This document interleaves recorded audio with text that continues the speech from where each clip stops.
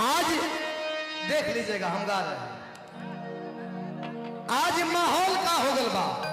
एक बात बता दें कि दुनिया में कलर तो बहुत है भैया, लेकिन नीला कलर से बढ़ के कोनो कलर का औकात ना हो। अगर भरोसा ना हो तो ऊपर आंख उठा के आसमान में देख लो। एक कलर का दुनिया में कोनो कलर हो, एक कलर के नीचे में हो तो ऐसे कहे बाद देश का हालत का है। अरे हाथे नीला झंडा नीला भेष भइल बा। अरे हाथे नीला झंडा नीला भेष भइल बा। अरे बसपा के दीवाना पूरा देश भइल बा। हाथे नीला झंडा नीला भेष भइल बा।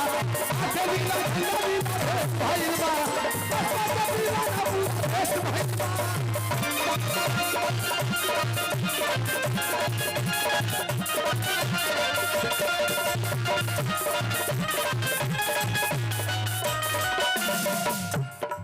अरे पिछड़ा दलित मजदूर लोग किसान हो।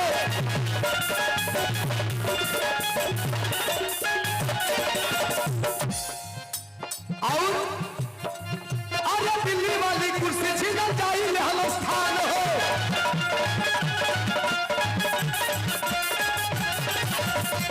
इतने ना है भैया, अरे चर्चा बहिन जी के विशेष भइल बा।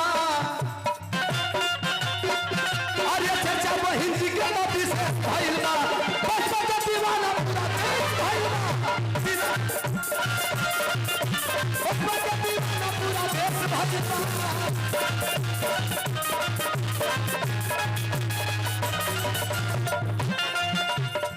आखिरी लाइन, अरे बंद होके लागल सरकारी पाठशाला। देश का हालत देखते बनी सबे।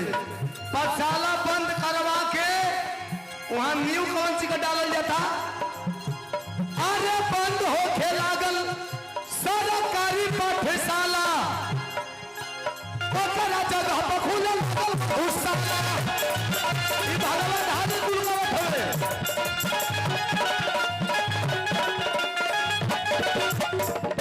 अरे चली नहीं चाहना जाना देश भइल बा। कान खोल के विरोधियों के लिए चेतावनी सुन लो। अरे चली नहीं चाहना जाना देश भइल बा। चली नहीं चाहना जाना देश भइल बा। दीवाना पूरा देश भइल बा। चली नहीं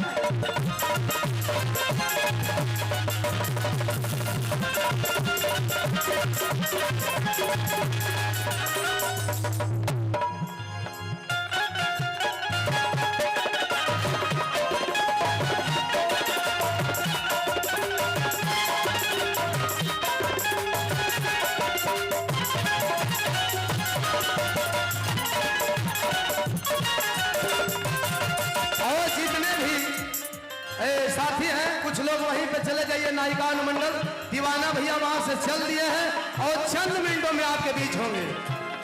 और इसी लाइन के साथ समाप्त मेरी गीत। अरे हाथे नीला झंडा नीला भेष भइल बा। हाथे नीला झंडा नीला भेष भइल बा।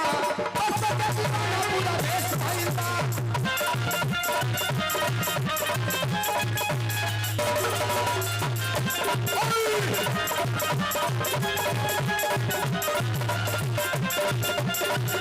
Oh!